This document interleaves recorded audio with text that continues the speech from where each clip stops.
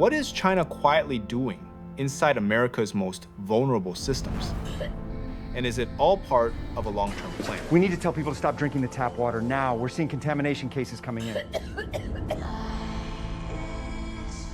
The United States is facing its most daunting challenge since the nation was created.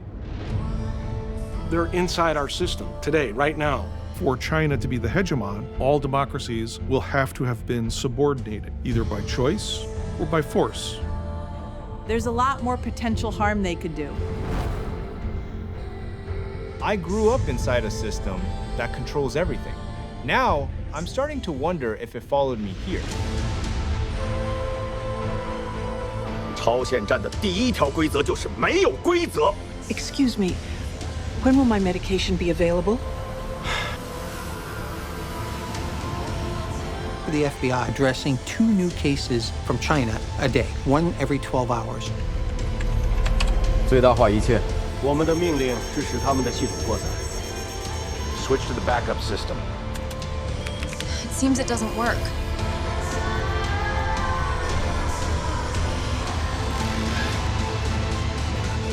The neighbors just said the whole country has gone dark.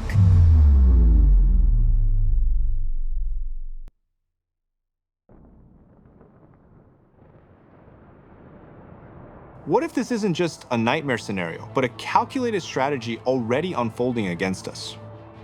I grew up in China, but where the Chinese Communist Party, the CCP, controls everything. What we say, what we read, what we fear. A place where the system can make people vanish overnight. A journalist, a teacher, a friend who says the wrong thing. I left that behind for a land that promised freedom. Or at least, I thought it did.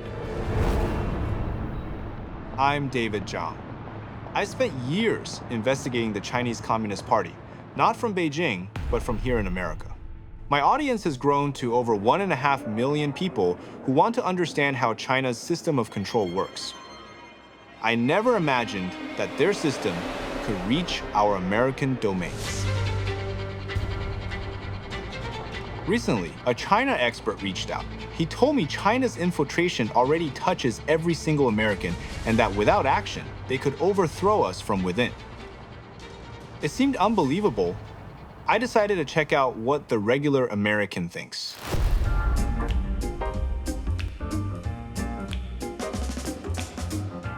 Have you ever heard of anything about Chinese infiltration to the US? I have not. I don't feel like China has the power to be able to infiltrate that much. We're very open for people doing whatever they want to do. I don't personally feel concerned because I live in the state of Idaho. It was strange. None of them really seemed alarmed, but I couldn't shake what the expert had told me. I had to find out what's really going on. So, I want to go straight to the source, the expert who had reached out to me, Professor Tianliang Zhang. He's one of the world's foremost experts on the Chinese Communist Party, with over 2 decades of research, best-selling books, and over 700,000 subscribers on YouTube. During our meeting, he pointed to a critical figure, Wang Huning, a member of the CCP's Politburo Standing Committee, the group of just 7 men who hold the highest power in China. He's actually the mastermind behind 3 generations of CCP leaders. Really? Yeah, he has been plotting against America for decades. He came here like 40 years ago. In 1989, he observed this society and he felt that he had found the weakness of America. Cultural decay, breakdown of shared values, and also the internal division. So all the things happening right now. Right, so not only that, but the problem is he feels like this is something he can make use of. So he wrote a book in 1989. It is called America Against America. Oh, wow, that's a big title. And now he has developed this philosophy into a very systematic scheme, and he set it in motion. American people are not aware of it. It's right like the night before September 11, and they still feel like they are living in a peaceful world. I know you are a great China analyst, and I think that you can be a great investigator. And I will open the door for you to some insiders, so that you know what they're really plotting on, and whether it is too late for us to react. America against America. It reminds me of two Chinese military colonels who in 1999 pushed the idea even further in their book, Unrestricted Warfare. In their view, the battlefield has shifted. Wars were no longer just fought with armies, but across every domain. Side by side, they seem to map a terrifying blueprint. The chief strategist of the CCP diagnosed America's weaknesses. The colonels laid out how those very weaknesses could be weaponized in a war without limits. To me, that looks like strategy. I have seen the brutality of the CCP. I don't want that to ever reach America. We can't fight back unless we understand who we're up against. They won't stop until they have total control. And if they ever reach that point, freedom as we know it is gone. So I need to find the truth. Is this strategy already unfolding inside America? Because if it is, exposing it may be our only chance.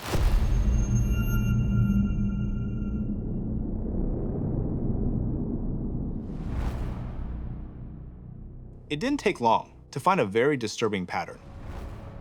Recently, researchers uncovered hundreds of Chinese academic papers that were detailing how to probe and exploit weak points of America's real power grid. Also, it seems that many of our Chinese-made devices arrive with hidden backdoors. Cybersecurity experts in the United States are warning of Chinese-made solar panels containing hidden communication devices.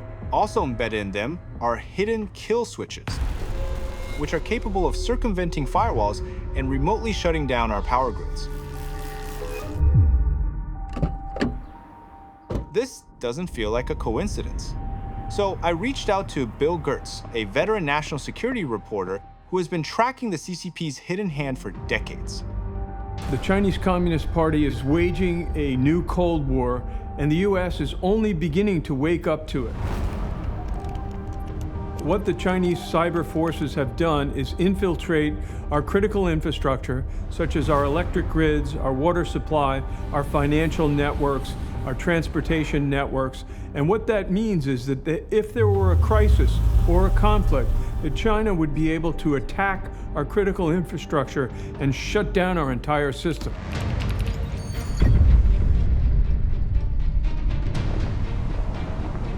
If they can plant backdoors in our grid, the question is, where else have they built access? I need to see how deep this pattern really runs.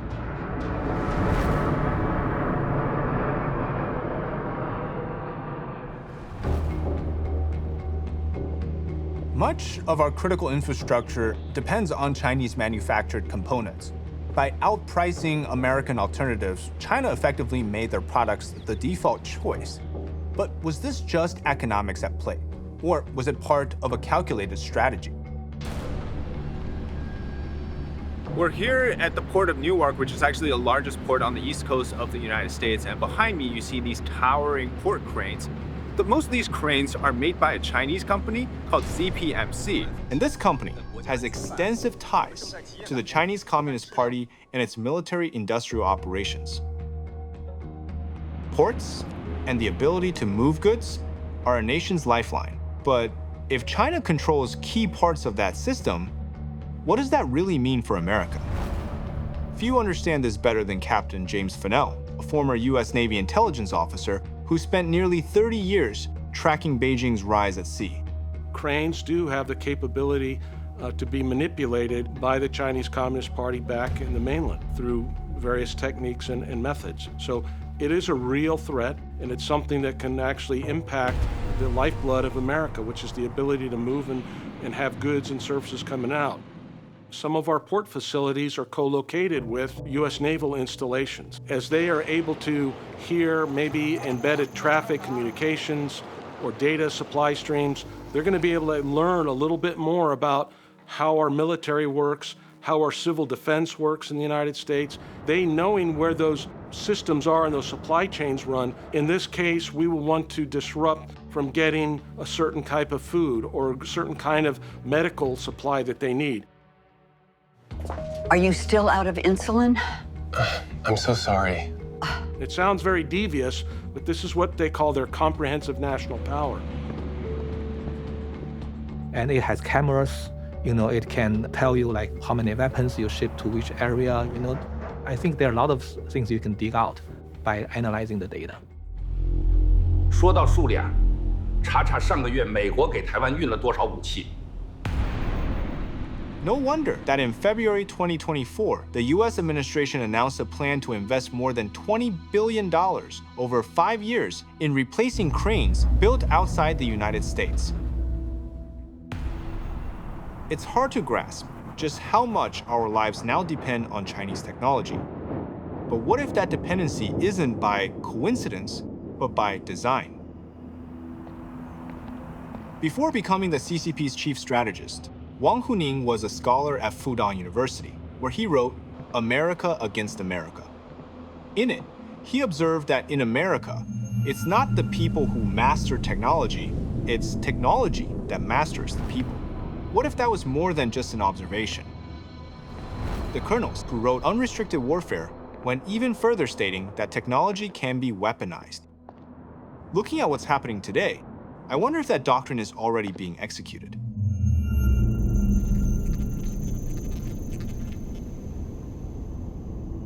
What began as ideology has become infrastructure. They're not only watching our power grids and ports, the networks that keep America running are the same ones that connect our personal devices. If China can see into those systems, what's truly at stake? So I've come to America's capital, Washington, D.C., to understand what is it that the CCP is setting their sights on in America's highest offices. I turned to Professor Nicholas F. de Miades, with over 3 decades in US intelligence at the CIA and DIA. I say this to the FBI. You're addressing 2 new cases from China a day, 1 every 12 hours. Many of them take months to resolve. We document China's cyber attacks in critical infrastructure. We document China's putting backdoors in apps so that they can get access into phones and into computers, documented like crazy. I mean, all this stuff is done. Some of my cases are made up of things like this. Next step, what happens from there? It's a losing strategy. For the last 20-something years, we've been fighting a war on terrorism. China has seen this and actually said that this was an era of strategic opportunity. We have ignored China from a counterintelligence perspective, from an economic security perspective, from a political security, right, influence perspective. We've basically ignored China. We're just now waking up. And the question is, on everyone's mind, is it too late? New details on a massive hack first discovered months ago targeting American cell phones. It's being called one of the biggest hacks in U.S. history, potentially affecting more than 1 million Americans. You see, US intelligence confirmed that this Salt Typhoon, which is a Chinese state-sponsored hacking group with close ties to the Ministry of Security, had breached multiple US telecom networks like AT&T and Verizon. What they had done was target high-profile individuals, gathering information on things like call logs, text messages, as well as audio data. They target elites across the political spectrum. The question is why? Is it to see their views on US policy or even their perspectives on the world order? Trump, Vance, and even Kamala Harris, their phones were tapped. But even metadata collection reveals some important information. Who you call, how long you talk, where you made the phone call. So all these things can reveal your social connections. And by observing how long a call lasts, they know who is more important to you. And they can approach this person, right? Madam Secretary, I apologize for the intrusion, but this cannot wait. We tend to think of hacking as something done from the outside, someone breaking in. But what if, in many cases, the door is actually already open? Beijing could use the app to spy on Americans. TikTok has 170 million American users. It feels like China's access to that much information has to be about leverage. And that raises a bigger question. What do they plan to do with it? Anna Masolia is an investigative reporter who has spent years investigating dark money and foreign influence in America. In particular, in recent years, American industries and companies and individuals have become increasingly reliant on Chinese technology without fully understanding all of the risks that could be involved. it could be used to identify individuals who are more vulnerable to that propaganda. We don't know how that data is being used. But the stakes are even higher if it is a government official or politician who might have access to sensitive information or could be targeted in a very specific way. At the individual level, data harvesting can result in identity theft, opening accounts, committing fraud, or impersonating you. But it doesn't stop there.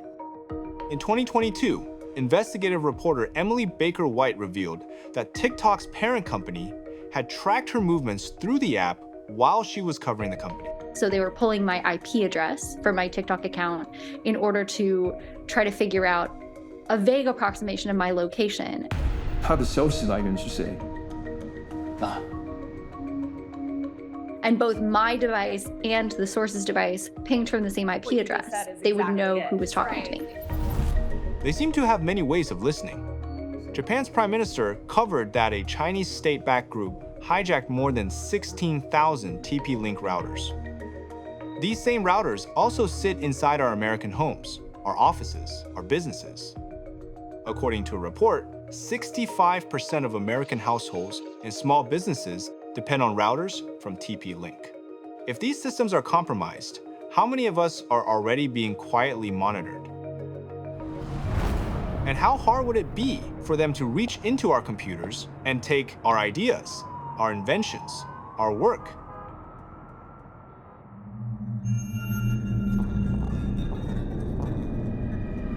Just a few years after writing America Against America, Wang Huning caught the eye of then top leader Jiang Zemin and was pulled into Beijing's inner sanctum. His mission was to turn ideas into doctrine and doctrine into strategy. Interestingly, in his book, he had argued that if the Americans are to be overtaken, one thing must be done: surpass them in science and technology. How far has that vision been carried out, and how deeply has it affected us? They have a program that they call National Rejuvenation. It's actually to place China as the central power over the entire world. They're also trying to steal our technology and use that against us so that their companies could be more competitive. So they're working very diligently to focus on how to weaken the United States. After digging into the numbers, I found that $400 billion a year, that's what China's tech theft has been costing us. 2 million American jobs, gone. Lost patents, lost innovation. The pattern doesn't end with corporations. It also extends into universities and research labs across America. More than 277,000 Chinese nationals study here today. Behind some of those exchanges is the 1,000 Talents program, a Chinese government-run initiative aimed at recruiting top scientists. Could this be the next front in China's campaign for global dominance? Take the case of Ruopeng Liu. He studied at Duke, worked on Pentagon-funded stealth research, and later became a billionaire in China. Duke accused him of secretly photographing the invisibility cloak equipment and reproducing it back home. The FBI opened an investigation, and it's still unresolved. It turns even worse when Americans themselves are compromised. Federal officials say Charles Lieber signed a contract with Wuhan University of Technology. He was indicted on charges of making false statements to federal authorities. Going through files and documents, it became clear to me the Lieber case was just one chapter in a much larger story. For years, China appears to have leveraged academic partnerships, research grants, and honorary programs to quietly recruit foreign talent and gain access to advanced US research. Now, how does all this fit into the CCP's grand strategy? When Wang entered Beijing's inner circle, he redefined the role of academia. To him, whoever controls innovation controls the world. That thinking paved the way for state-backed programs to copy, acquire, or recruit foreign expertise. All part of one mission: to close the knowledge gap with the West by any means necessary. Unrestricted warfare made that idea explicit. Open societies and academic exchange could be turned into weapons. Could the American universities be this blind to what's happening? We do have a lot of academics and even leading business officials which provide the same information that they're getting from universities, that they're getting while they're on university payrolls, to China. It's just not illegal. The university could potentially take some action against it, but they usually don't because they're getting a big check from China. We wind up with an extraordinary drain in our knowledge base, and sometimes that has military applications. As I've looked at how deeply Chinese scholars are involved in American research collaborations, I can't help but wonder, is a place like Stanford just a campus or also a target?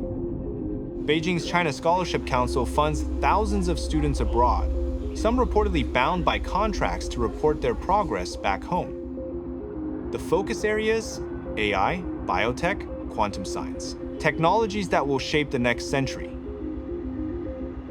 All right, we're here at Stanford University, and this is where a person posted by the name of Charles Chen approached many experts, females studying China. He was offering them free trips to China, asking them about details, which, by the way, they've never disclosed publicly before. You are conducting important research on China, right? Yes, how did you know? It would be easy for you to become famous in China. What shocks me most is that many of the approached students avoid talking about it. There are two likely reasons. First, fear. No one wants to be labeled a racist. And second, money. More than $64 million in Chinese funding from secret donors. How can all of this be allowed to play out?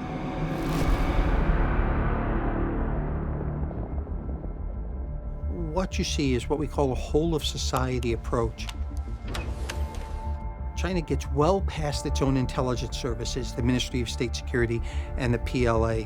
They tell society, you are responsible for providing us intelligence. If we ask you, you've got to give it to us, and you can't be deceptive, and you must pass this over to us. 要是你不替我们偷过来，你在中国的亲人就会有麻烦。 So, like it or not, wherever you are in China or worldwide, if you have a company, if you're in a state-owned enterprise, the Chinese government can call on you to give them information, and they do. They wind up turning their whole society into a collection mechanism. You're here later than the cleaning crew. Just running late-night tests.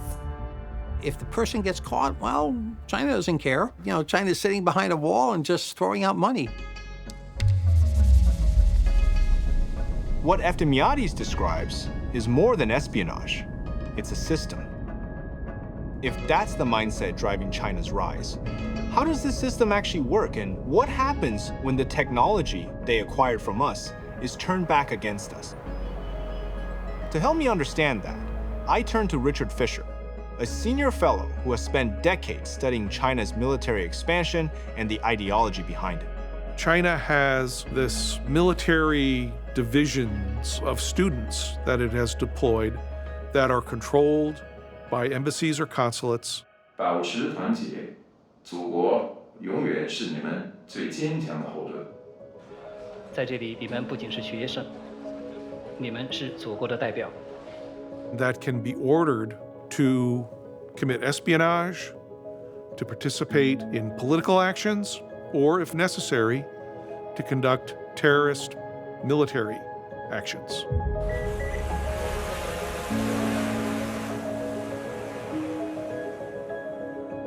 Reports expose Chinese-linked shell companies buying a trailer park right next to a major US nuclear bomber base. The connections were hidden until investigators uncovered CCP was behind.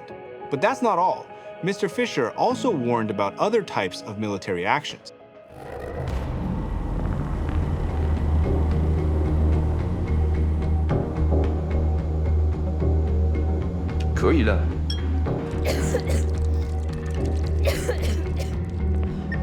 We need to tell people, stop drinking the tap water immediately. You say thousands of people have become sick, but everything here says our water is fine.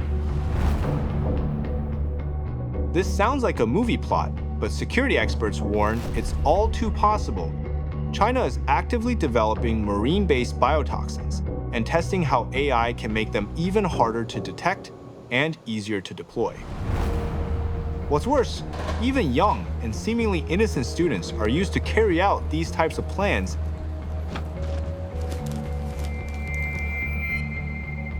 Justice Department has charged 2 Chinese nationals with smuggling into the U.S. of fungus that officials say could be used as a biological weapon. The feds arrest a 3rd Chinese national for allegedly smuggling biological materials into the United States and making false statements about it. DOJ reports now confirm it. The Chinese students pleaded guilty to smuggling a crop-killing fungus that could have devastated American agriculture if it hadn't been caught. I find it hard to wrap my head around. Students acting as extensions of a foreign government. Not every student is complicit, of course, that's clear. But how much influence does the party truly have? And how does the CCP execute these tasks from within the United States? Infiltration isn't improvised, it's orchestrated. So what's the playbook here? To get an insider's perspective on how this system truly operates and how it affects us, I sat down with Jennifer Zhang, a veteran journalist who once worked within one of China's top government think tanks. United Front was regarded as one of the 3 magic weapons that helped the CCP to gain their power. It just means to work with anybody, even somebody within your enemy. So they use this kind of tactics actually to infiltrate. Tell me, why did you ask for this meeting? Our values could not be more different. Well, interests can align. In the end, we do share some common goals of power, don't we? There are always people, politicians, who can be bought over with money. They are corrupting the society from within. The theory is you join with other organizations and sway them and pull them into supporting the objectives of the Chinese Communist Party. Whether it's on college campuses, whether it's in corporate boardrooms, whether it's in professional associations, whether it's in think tanks in Washington, D.C., or whether it's even in some of our government institutions. So you effectively have nonprofit organizations willing to work for China at the direction of the United Front Work Department. Last my count was 770-something of those associations in the United States. And finally, a sincere thank you to our generous sponsor, Mr. Liu, and the Harmony Asia Foundation. A Washington think tank analyzed more than 160 CCP budget reports and found that in 2019 alone, Beijing spent at least $1.4 billion on United Front operations. According to Anna Masolia, these groups can look like ordinary community organizations, for example. Money could be funneled through different levels of nonprofits. It could appear to be a community page. It could appear to be the environment or some other cause. The very sophisticated operation where people who are running the very public-facing nonprofit at the end may not even be aware of the full extent that their operation is funded or shaped or influenced by CCP-linked actors and entities. Listening to this, a question of scale emerges.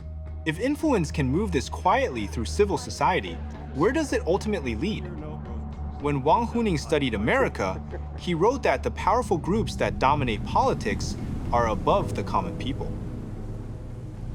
Inside Beijing's top policy circles, he helped shape Jiang Zemin's 3 represents, shifting the party toward courting China's own elites. It also modernized the United Front work, turning it from a Mao-era tactic into a global influence platform aimed at elites abroad. How does the CCP seek to influence smart, educated, and seemingly independent people in politics, media, and business? I feel genuinely worried, realizing that so many of these unrestricted warfare tactics have been unfolding right before our eyes for too long. How do we not see it? There must have been people, probably many, who allowed it. This was beyond what I could piece together alone. I needed the professor's help. I think we need to talk to people with inside information. One is Professor Yuan Hongbin. He used to work in Peking University, a very famous law professor. The other person is called Mr. Cai Shenkun, who was a very famous commentator. One is in Taiwan now, and one is in California.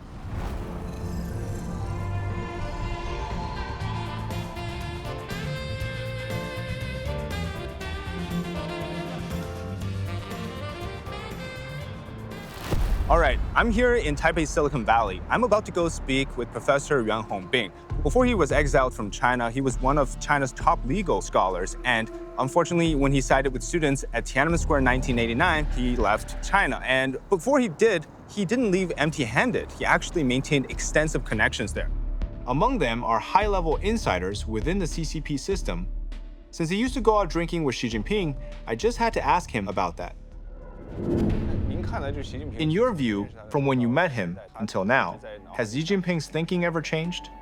When I first met Xi Jinping back in the late 1980s, he was a local official in Xiamen. Every time he came to Beijing, he would find me, always bringing 2 bottles of Maotai. When he wasn't drinking, he seemed cautious, restrained, almost shy. But after a few glasses, his true nature came out, ambitious, assertive, even domineering. Deep down, his conviction mirrored what's written in the Communist Manifesto, the belief that the Communist Party must one day claim ownership over the entire world. While listening, something strikes me. Xi Jinping speaks of a shared future of humanity. It sounds idealistic, but I wonder how differently such a vision might look once it is put into practice. Could you summarize the CCP's overall strategy towards America? The goal is to replace the United States as the world's lawmaker and to rewrite the global order in its own image. The CCP targets officials, business leaders, actors, journalists, and influencers, anyone who can shape opinion, using weaknesses such as vanity, greed, sexual desire in order to manipulate them.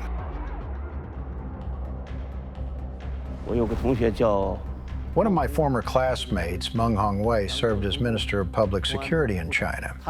He used to train women on how to wage information warfare overseas, including how to manipulate and control foreign media. I find your insights on this paper quite brilliant. One method they use is bribery, using money and sex to buy off media professionals. The targets are reporters, editors, and the entire media staff. They say you can tell a lot about a man by how he handles the quiet. Its penetration of the American media is naturally a top priority. Join us for the top stories and more. The top stories and more. Could you give us some examples on how the CCP uses media to control America? Before the CCP's 20th Congress in 2022, Xi Jinping convened a meeting of the party's Political and Legal Affairs Commission. The theme of this meeting was to discuss a new phase of the CCP's campaign against Falun Gong abroad. They concluded that direct propaganda against Falun Gong wasn't working. So Xi approved a new strategy, a comprehensive infiltration of American mainstream media. Why does the CCP single out and target Falun Gong in particular? In the struggle for freedom, rule of law, and human rights in the 21st century, one of the most touching chapters is the peaceful resistance of Falun Gong practitioners against the CCP's tyranny. To the CCP, this resistance is a deadly threat to its political rule. They fear the truth. That's why leader after leader within the CCP have mobilized the full power of the state to crush it. A central task is to target the founder of Falun Gong. Then, using mainstream media as their proxy voices, to attack Falun Gong under the guise of Western journalism.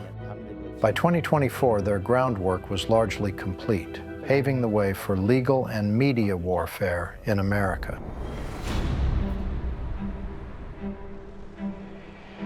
My talk with Yuan Hongbing was eye-opening, but what stayed with me was the unease. According to him, Xi Jinping is not moving toward reform, but back toward Maoist absolutism, with ambitions extending beyond China's borders. I feel that Taiwan shows what China could have become: free, open, full of light. But that light endures only because America still stands behind it. Back across the ocean, I can feel our own freedoms trembling. If that resolve falters, that light will fade everywhere. What does that mean for America's future? Returning to the US, I turn to Sarah Cook, a senior researcher who spent years tracking Chinese propaganda networks. I want to understand, how did the CCP learn to bend the world's information systems, including ours, to its will? A project I worked at Freedom House looked at Beijing's global media influence. And we actually found that the US was facing a very high level of media influence efforts. And I think what was striking was just the sheer breadth of those tactics and efforts. It's not only propaganda or censorship or disinformation campaigns or national media or local media, it's all of it. Sometimes it's very direct. Sometimes we know that there is a Chinese ambassador that picked up the phone or made a personal visit to an executive and asked them to suppress certain content or certain stories. But in other cases, you end up with media executives or editors who see the corporations, the media companies' own economic interests being potentially put at risk. And then they, of their own initiative, without even being contacted directly by China, put pressure on journalists not to publish certain information. In recent years, in particular, CCP operations have gone online. Influencers on online media and on what appear to be news media in many cases. It's very easy to create your own persona online. There is a variety of issues that tend to be more polarizing within the United States, and Chinese propaganda oftentimes will pick up on those and really amplify them. But it's only now been revealed that the vast disinformation campaign is tied to the Chinese government. It's the biggest disinformation campaign the world's ever seen. Though that's only the tip of the iceberg. There's so much more, in particular with TikTok. Influencers are posting positive messaging about China with no disclaimers at all. The Chinese Communist Party is deploying algorithmic manipulation to impact users' beliefs and behaviors on a massive scale. China has a very dynamic foreign influence operation targeting the US with such a wide range of different vehicles that are used in order to shape public opinion in the minds of Americans, where we are seeing spending on newspapers, on newspaper ads in American publications. The New York Times made more than $100,000 a month from this garbage. Those payments were not disclosed at the time. They were hidden from New York Times readers. Oftentimes, it's not that you're seeing content that's either incorrect or framed in a certain way. It's oftentimes whether or not they even cover a certain topic. And I think that that's a really important thing as well. A clear example of this kind of subtle censorship is the story of former New York Times journalist Didi Kirsten Tatlow. Now, according to her testimony, she was censored by her own employer after stumbling upon a sensitive and politically charged topic. It began when she was in China investigating the medical system. But what began as routine reporting quickly raised suspicions of forced organ harvesting. When she attempted to broaden her investigation, she was told that it was French. A state-sponsored defamation campaign was launched against her. She received warnings from China's foreign ministry, and even more troubling, her own newspaper heavily edited her article. She suspected that these stories had cost her any future promotions, so Didi left the New York Times in 2017. Okay, I need to piece this all together. When I step back and look at everything together, a structure starts to emerge. First, control the narrative, silence critics, then marching through the institutions, and finally, turn that access into leverage, weaken the system it's targeting, not through one attack, but through pressure, layer by layer. Back to Wang Huning, who argued that America's greatest vulnerability lies in free speech, openness, and mass media. His rise placed him at the core of the party's ideological machine. In 2022, he shared the National Conference of Propaganda Ministers, calling for stronger foreign propaganda and positive publicity. In Unrestricted Warfare, the colonels describe media as a battlefield. The goal is to destroy the enemy's will to resist. For me, their aim becomes clear. If they can control what Americans think about the CCP, they can also weaken our defenses. And that's why groups like Falun Gong, which expose the Chinese regime's worst abuses, pose such a direct threat to their carefully crafted image. Maybe that's why discrediting Falun Gong has been such a priority for Beijing, especially as their platforms, like the dance company Shenyun, reach audiences worldwide. Still, I find it perplexing. How could a government feel so threatened by a dance performance? So in China's eyes, in the leadership's eyes, that's a threat. For doing, performances, that's negative against communist control. But we have seen a very, very aggressive campaign from China, including threatened bombings to close down facilities, for events, things like that. A threat today against the company forced an evacuation of the building. Attacks on tour buses, like slashing bus tires, and other forms of harassment by CCP actors on American soil. So they want to take Shenyun down because Shenyun presented something that challenged the legitimacy of CCP. Is this what Yuan Hongming warned about when he talked about the CCP embedding itself inside US media and using the US legal system against their enemies? The New York Times has for nearly 6 months been preparing a hit piece against Shenyun Performing Arts. I got a tip on my X account, and he told me, check out the father of the reporter who wrote these articles, because he is the overseas honorable director of a very important CCP United Front work organization. And I found tons of information about his deep relationship with the CCP. So I started digging into some of the New York Times articles, and after reading them, something stood out to me. Many of the interview subjects discrediting Falun Gong seems to have direct ties to the Chinese Communist Party. So take this case of a former dancer with Shen Yun. After leaving the troupe, she actually spoke highly of the company and stayed in touch with her teacher from the Shen Yun school. But then suddenly, she did a complete 180. Of course, I can't say why she did. All I know is this. Over time, she became increasingly connected to the Beijing Dance Academy, a school that appears tightly controlled by the CCP.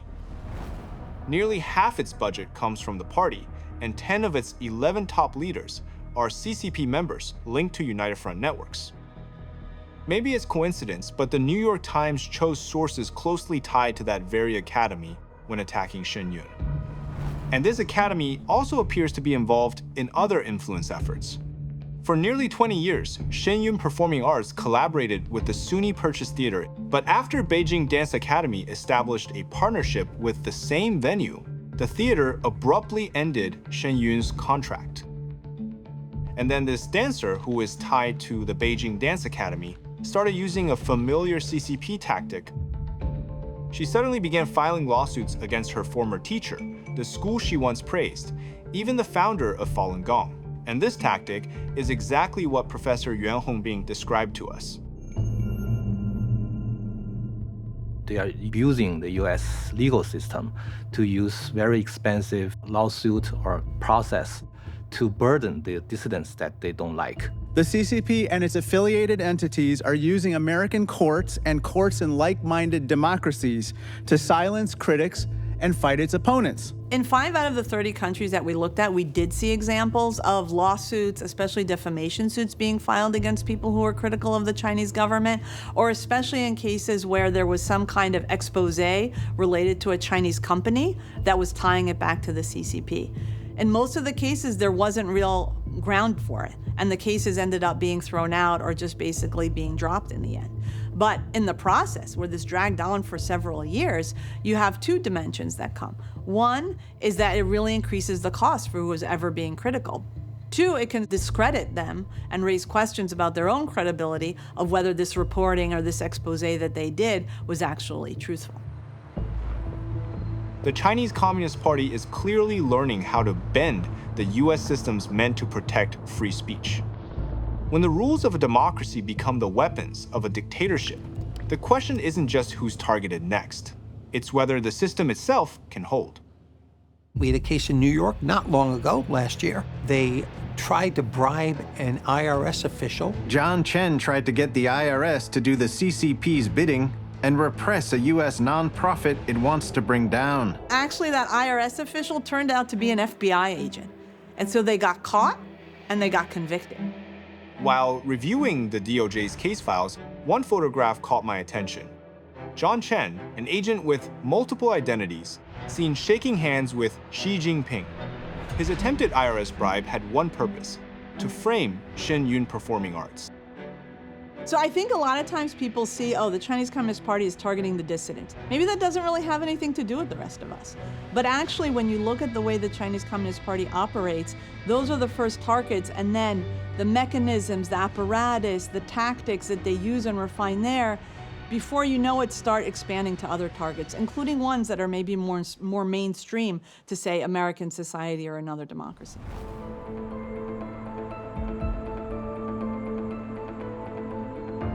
We followed the pattern. Dissidents crushed, media narratives twisted, institutions turned inwards. This feels like the ultimate realization of America against America.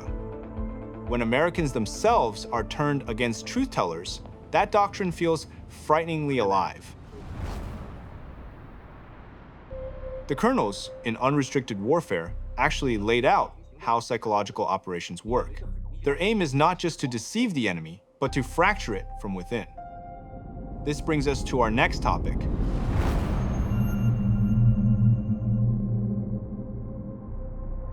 In Congress, Representative Eric Swalwell's connection to a Chinese operative named Fang Feng revealed exactly the kind of honey trap influence campaign Yuan Hongbin described. And years before that, Senator Dianne Feinstein unknowingly employed a Chinese intelligence asset as her driver. For decades, the CCP has studied how power moves through American politics, where it's built and where it's bought. Jin Sanrong, a leading CCP alliance scholar, even said it out loud. We in the Chinese government hope that in the end, every U.S. congressman's district will have Chinese investment, and China will be able to control several thousand votes, and then we can influence his attitude. If China conducts good operations in the U.S., we may be able to buy it over and turn the U.S. into our second standing committee of the National People's Congress. During his speech, Mr. Jin referred to "we in the Chinese government." Was he revealing official strategy or simply speaking as a scholar? Professor Tian Liang pointed me to another insider, Cai Shenkung, in California. He's a political writer and commentator with a record of unusually accurate predictions about factional struggles inside the CCP. The Chinese Communist Party's policy toward the U.S. has always been consistent. It's not decided on a whim by any leader. From Mao Zedong to Deng Xiaoping to Jiang Zemin to Hu Jintao and now Xi Jinping, they have always seen the United States as the imagined enemy. Both political parties in the U.S. must recognize the true nature of the Chinese Communist Party. When it comes to military power, every buildup, every new weapon system have been directly aimed at the U.S., not at any other country. I just had to ask, is the CCP preparing a war against America?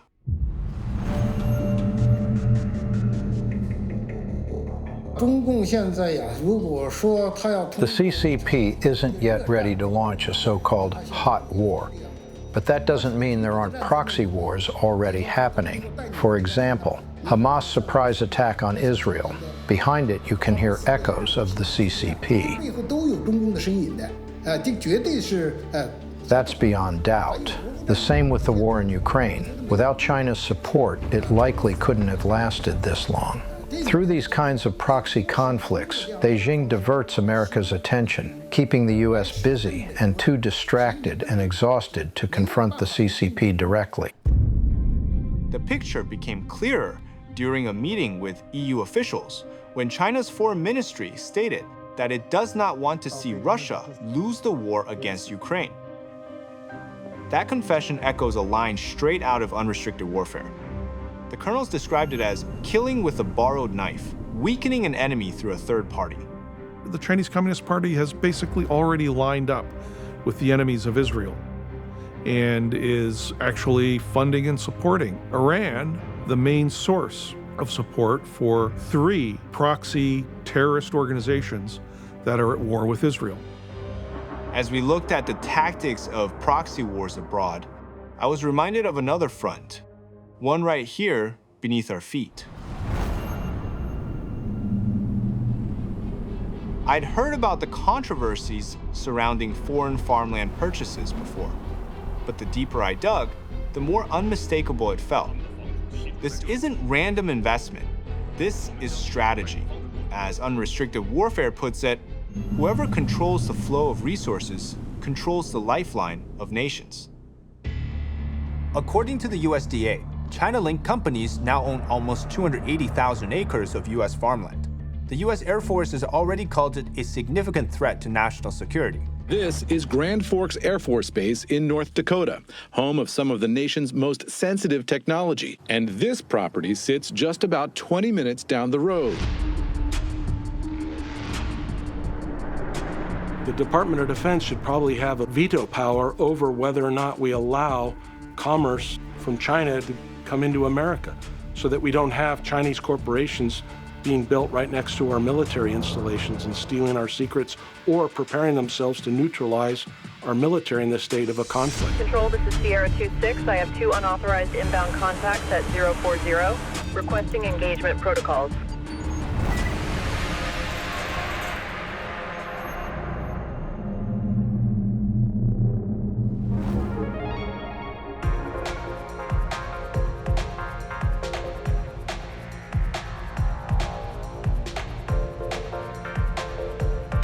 Unrestricted warfare sometimes looks like business as usual. Wang Huning warned that America's prosperity rests on consumerism, a system vulnerable if its manufacturing base is hollowed out and jobs vanish overseas. The colonels in Unrestricted Warfare wrote, "In the future, financial weapons will be among the most important weapons of war. In their vision, nothing is off limits. Entrapping countries in debt, trade wars, controlling key industries, currency manipulation, and even globalization itself. How much of the world around us has already been shaped by these tactics?" 87% of the counterfeit products that come into the United States come from China. And that is a $1.77 trillion a year business, more than twice, almost 3 times the global drug trade. That translates to American jobs, getting inferior products in, on airplanes, on cars. The World Health Organization says over 1 million people die annually from fake drugs. So can the Chinese government clamp down on these things? Absolutely. Do they choose to? Absolutely not. Because this is a means of unrestricted warfare. And that's what we face on a massive scale. The stakes for the U.S. are enormous. The Made in China 2025 plan is the first of 3 10-year programs that are intended to build China into the world's dominant industrial power and therefore the world's dominant power. So Xi Jinping was very explicit that China will take over all the manufacturing capabilities from the world in 2025. So now we can see that they almost achieved their goals. 40% of manufacturing capabilities are in China now, and they can only consume 15% of the products. It creates deficit, from other countries, and then basically destroyed their manufacturers. Dozens of workers are out of a job at a manufacturing plant in Trumbull County. Pepsi is shutting down its manufacturing facility on Mack Avenue in Detroit. It's a strategy that spans industries, from basic manufacturing to the highest level of innovation. And nowhere is that more clear than in the story of Boeing and China's state-backed competitor, Comac. But if the C919 looks a lot like its Boeing and Airbus competitors, that's by design.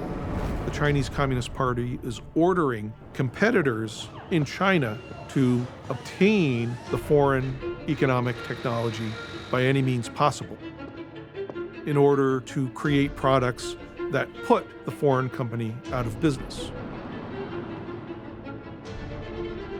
This is a key tool for the Chinese Communist Party's pursuit of global hegemony. Today we are announcing an indictment against 5 officers of the Chinese People's Liberation Army for serious cybersecurity breaches against 6 American victim companies. Unit 61398 of the PLA, through cyber activities, stole the processing techniques for steel production. And then China turned and, with government subsidies, flooded the U.S. with steel, hoping to collapse the industry. A United Steelworkers spokesperson tells us Cleveland Cliffs Mill in Conshohocken will have its status changed from idle to closed.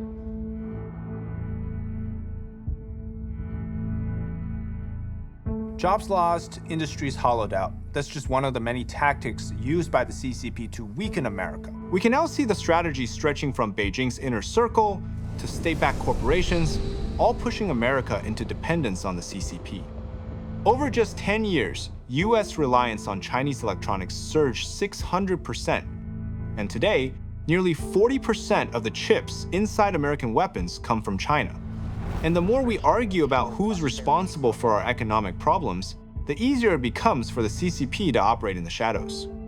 Because of decades of CCP-driven policies, America's middle class has collapsed from 61% in 1971 to just 40% today. Economists estimate 4 to 5 million US jobs were lost in the process. When the middle class collapses, families fall into poverty, and a nation's stability starts to crack. Even worse, the CCP haven't just been taking our jobs, they've been taking American lives. Fentanyl poisoning is now the leading cause of death in the United States for people under the age of 45. Congressman Richie Torres saying up to 97% of the chemicals needed for fentanyl are coming directly from China.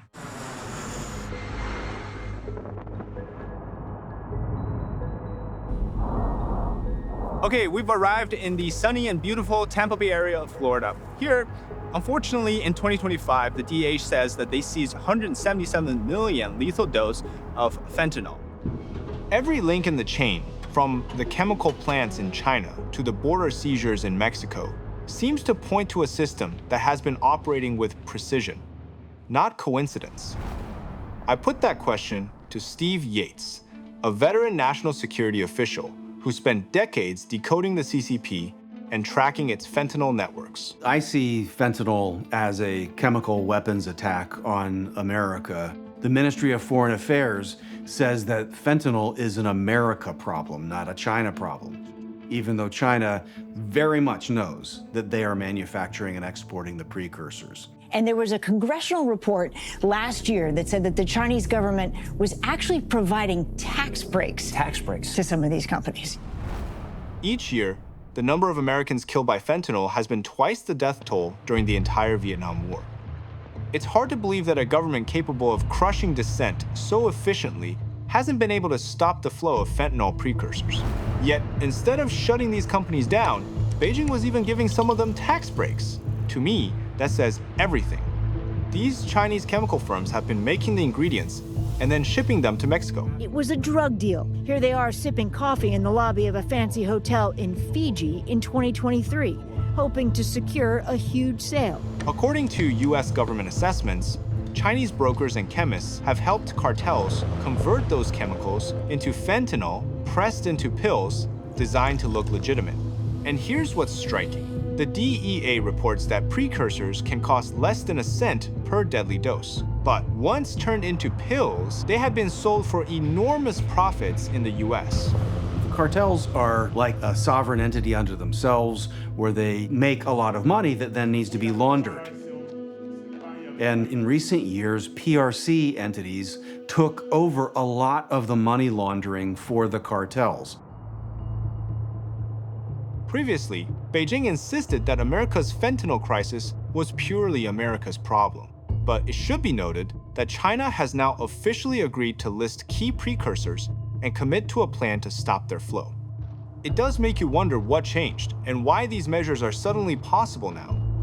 This isn't the first time. Back in 2018, Xi Jinping agreed to ban these precursors from being shipped to the United States. And they did, but the chemicals simply started flowing to Mexico instead, and then into the US from there. So history reminds us that trust must be verified. In October of 2023, I got a call from the emergency room asking me to help identify my daughter. I was told that it was an overdose, and I was told quickly that it was fentanyl related. It was the fentanyl that cut off, that seized her lungs, cut off oxygen, and that was what dealt the fatal blow to her brain. I had been advocating for tougher measures against China on fentanyl for years, and it's their actions that directly contribute to the death of my daughter. That is a very, very bitter pill for me to swallow.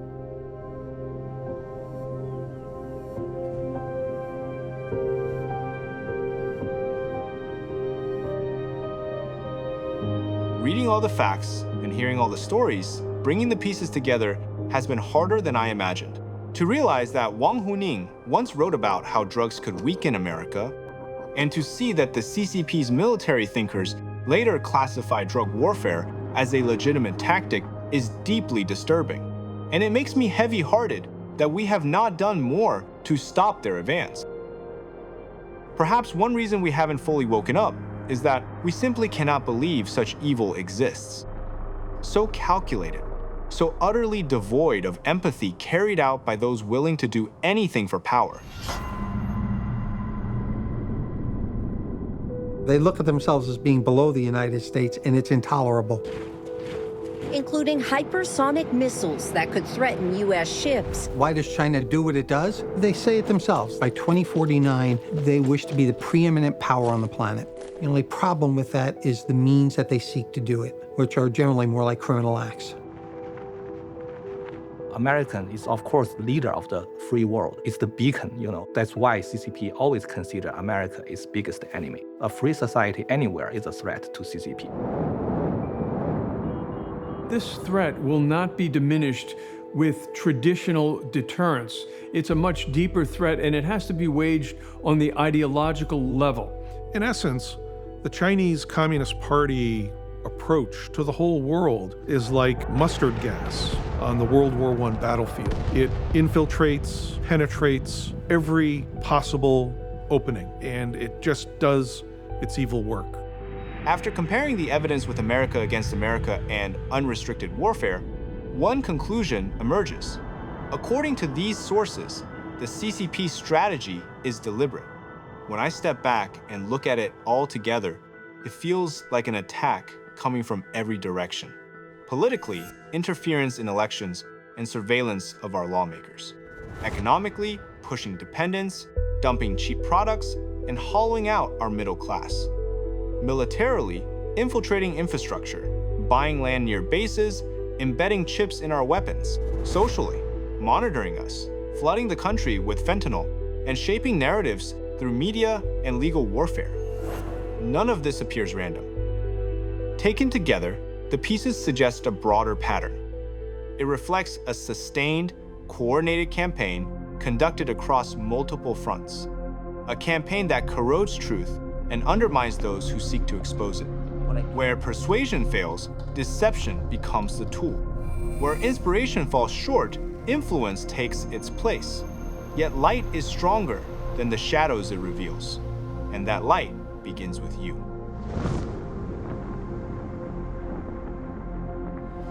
If I was going to give a message to the American public, it would be that this is not going away, and defense doesn't work. There's no incentive in place for China to stop any of this behavior. A strategy can't be just the FBI or the Defense Department, it's got to be everybody. Without our own whole of society approach, and that means state governments, local governments, critical infrastructure, without those people understanding and responding to this, we're going to have a different type of country in the next 10 or 15 years, a type of country you probably won't want to raise your kids in. Vetting organizations and companies that you rely on for investments is very important. If you are looking at a video on TikTok or YouTube, making sure that you understand that even if there is not a disclaimer, there could be an agenda behind it. I think that by any measure, that if someone is recognized as an adversary, their status as living in this country and sharing the benefits of freedom and democracy in this country, at the same time being connected to a hostile foreign power, in this case the Chinese Communist Party, that you could make an argument that they should be removed from the country. So the real question is, what are we going to do about it? Because this isn't someone else's problem anymore. This is here. This is now. And whether you're a parent, a policymaker, a teacher, or a CEO, what happens next depends on you. Every one of us have the power to act. For example, we can delete Chinese apps, replace Chinese-made tech, routers, phones, computers, EVs. Pay attention to politicians or media figures who praise the CCP. Report suspicious foreign influence to the FBI. Protect our supply chains. Defend American intellectual property. Block CCP-linked lawfare and intimidation. Teach the reality of communism early, clearly, and honestly. And rebuild our own industrial strength. This is how a free society defends itself.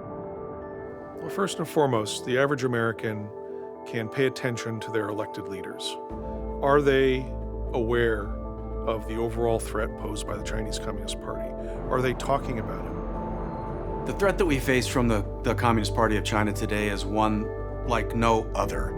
And we need to wake up to that and push back in ways that save America, but really save the world and perhaps ultimately the people of China.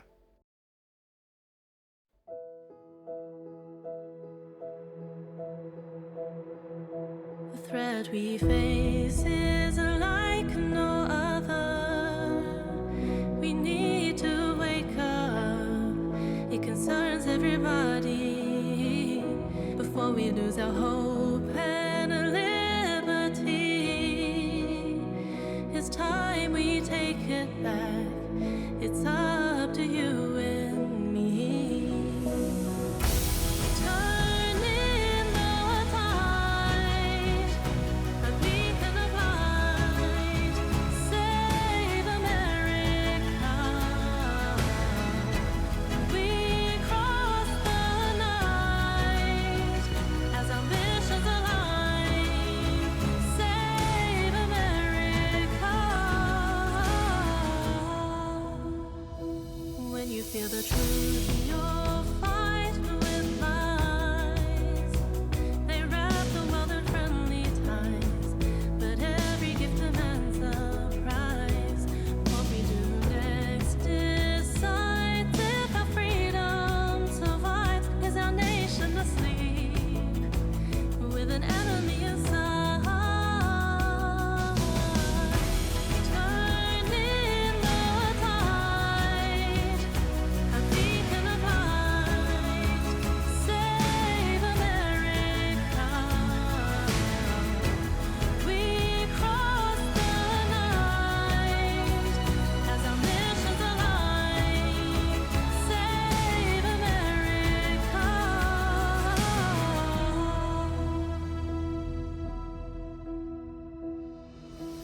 I grew up in China, where the state controls